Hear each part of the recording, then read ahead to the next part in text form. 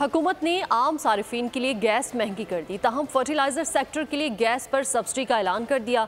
वजह किसानों के लिए कम कीमत पर खाद की दस्तयाबी बताई गई है, लेकिन फर्टिलाइजर्स को पहुंचाया जाने वाला फ़ायदा किसानों तक नहीं पहुंच पाता। वजूहात क्या हैं, सवालात के जवाब की तलाश करने की कोशिश की है इस्लामाबाद से बोल के नुमाइंदा खुसूसी मलिक सईद अवान ने। आप भी देखिए।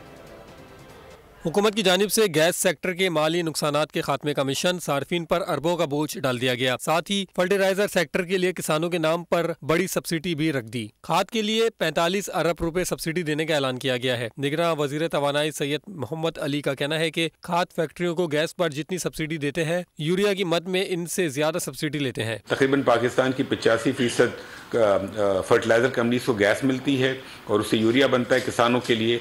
तो उस कीमत को हमें मारी के पास कानूनी तौर पे लाना ज़रूरी था, लेकिन इस चीज़ से भी फर्टिलाइज़र और यूरिया के ऊपर कोई फ़र्क नहीं पड़ेगा, तो किसान को भी इंशाल्लाह कोई इफेक्ट नहीं आएगा।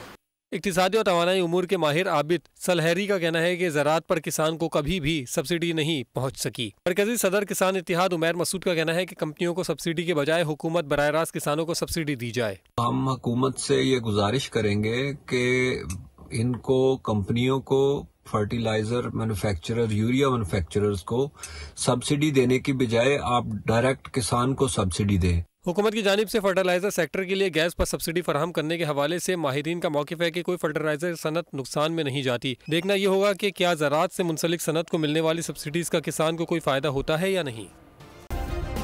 सब्सक्राइब करें और बेल दबाएं ताकि कोई खबर रह न जाए।